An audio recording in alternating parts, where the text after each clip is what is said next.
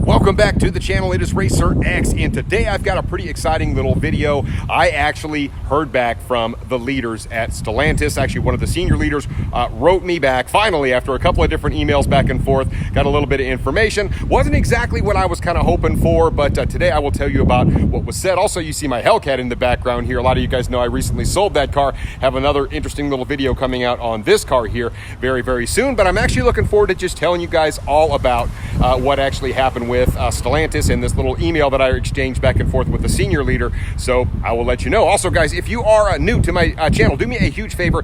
Hit the subscribe button down there at the bottom. Also, hit the notification bell for more great content. You can follow me on Instagram if you like. And here we go.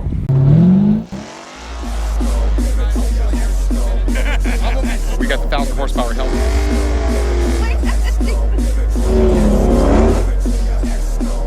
God.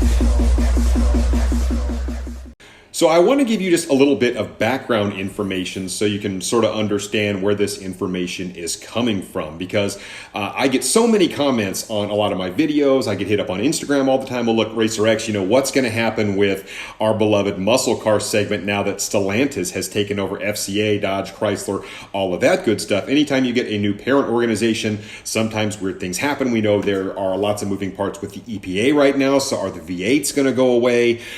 Just tons of questions. And so what I actually did is I reached out to a contact at SRT. I got an email for somebody at Stellantis, and I literally just sent an email requesting the opportunity to come up and interview, to ask a lot of these hard questions that you guys are asking me, to maybe give either peace of mind or just give some information so that people know where things are headed. And I did send that in the email out, and I did get a response. As a matter of fact, I got a response from the head of Chrysler's Dodge and SRT Communications Group, a senior executive at Stellantis. And he responded to me and politely declined my request to go up to the corporate headquarters and actually sit down and do an interview, ask these hard questions, basically saying that, look, you know, you're going to be infringing on trade secrets. Really, that's what I was told. So I want to read you another email that I actually wrote to these guys, because I did follow up on that, and I will read you the response. Now, also in their initial response here, the person's initial response, they did point me towards an interview that was done with CNBC. Basically, it's Tim Kuniskis, the head of SRT, talking about the direction that kind of we're going with V8s and the EPA and all that kind of stuff, which spurred obviously more questions, and about, you know, what is the future of Dodge and Chrysler vehicles, the Ram vehicles. Obviously, we have the TRX out there right now. So I mean, you know, we've got this company Dodge out there that has kind of given the EPA the proverbial middle finger, if you will, because they just continue to put out high horsepower, kind of gas guzzling, you know, tire shredding cars. And we love them for that, right? They're just a very unique company. But now with everything cracking down and the way that the automotive world is sort of trending, people just don't know what to believe right now in terms of where to go. So obviously I did see that interview I saw, and that was really the basis for a lot of the questions that I asked back to them. So I was hoping that maybe by email they would at least kind of give me a little bit of insight as to what the future plans are. So here was my email response back to the essentially the head of marketing at Stellantis. So my reply to this person, I'll go ahead and keep their name obviously, you know, private for obvious reasons. But my response was the following. I said, I sincerely appreciate your reply. I have seen the original interview with Tim, and I actually released a video about several things that he mentioned. I would like to summarize many of my concerns from my audience into just a few fairly simple questions that I'm hoping you might be able to provide some insight into. And I completely understand if you cannot comment on these, but I would love to hear your thoughts. They are as follows. So 5 questions. Number 1, Mopar has some of the most hardcore American muscle car fans on the planet. There are growing concerns that with the Stellantis merger, that the muscle car heritage, essentially big V8s, big sound, and tire shredding power, will simply vanish, thus alienating FCA's core group of brand loyal enthusiasts. Does Stellantis have plans to try and preserve this heritage, and if so, in what way? Question 2, does Stellantis have plans to decrease or streamline the FCA footprint? And if so, what segment will be impacted? So pretty pretty blunt questions here. Number 3, will we continue to see SRT branded vehicles from Mopar/FCA moving into the future? Is SRT still a legitimate entity within the FCA umbrella? And if so, will Stellantis dissolve it, or will it remain the performance division within the organization? And if not, will there be a new performance branch? So I'm definitely trying to get to the root thing here of, hey, is SRT, has it really gone away? What are you guys doing for performance enthusiasts like myself? Question 4, are we likely to start seeing a hybrid version of the Charger or Challenger? And does the company plan on reducing the power offered by its highest trim levels, i.e. the HELLCAT, right? Are we going to start seeing reductions in power based on what the EPA is doing? And question number 5, much of the talk around this merger has been quite negative from a performance enthusiast perspective.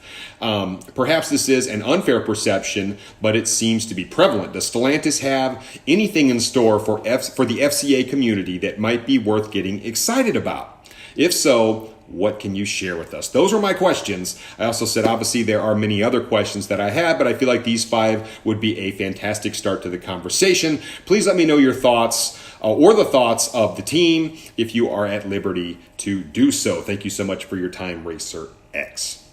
So after about 3 weeks, I did finally receive a response from that same senior executive at Stellantis. And I was a little disappointed with kind of what he sent over. And I'm trying to sort of read between the lines of what was said here. So let me kind of tell you what was said, and then I'll give you my thoughts on this.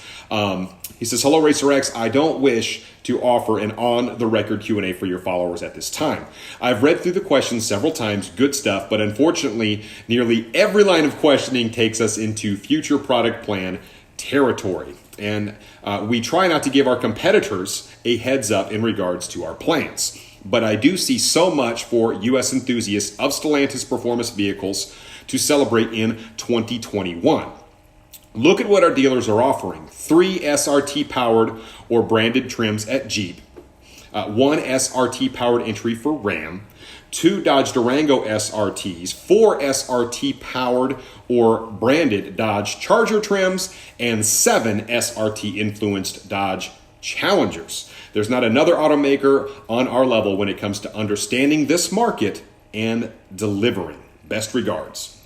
So here is really the important thing in all of this. And one thing that I do know is when you're talking to senior leaders within global multi-billion-dollar car manufacturing organizations, they tend to be very careful about what they say, and they don't misspeak a whole lot. So really the only thing I can do is kind of read into what he was able to tell me. And a lot of times these guys will throw in just little bitty crumbs for somebody like me. And I don't want to be with somebody that kind of spreads gossip and rumors and all that kind of stuff, but I tend to believe what he's telling me. So really his biggest message was right there at the end. He mentioned not only understanding the market, but delivering. And yes, he went into some detail about the different trims that they offer in terms of the number. You've got 3 different types of SRT powered Jeeps and 4 different Chargers, 7 Challengers, all that good stuff. All really good information. So obviously he's well aware of their current offerings. He did not step into anything that's going to be coming up, but it does sound like he's got a pretty good pulse on kind of the enthusiasts that follow FCA and Dodge, now Stellantis. So hopefully they will continue to kind of push forward, understanding the spirit of what Dodge and Chrysler and really what they're all about and really what they stand for, because obviously with EPA and all the other regulations coming down and everything like that, hopefully we can continue to see really neat vehicles. Obviously they've got a pretty good pulse on what they've got out there now, and hopefully on their core buying group. So as long as they stay true to that, we've got some hope in terms of what they may have in store for us next. So I just wanted to share that information with you. I wish he could have given me more. Who knows? Maybe he'll send me something here in the very near future and I can share that with you guys. But I just wanted to get out there and let you guys know that I did hear back from Stellantis and just kind of share what little information they did pass along. And who knows? Who knows what's coming from these guys? So we're all along for the ride. But anyway, guys, it's been fun. I'll catch you on the next one. So until then, RacerX.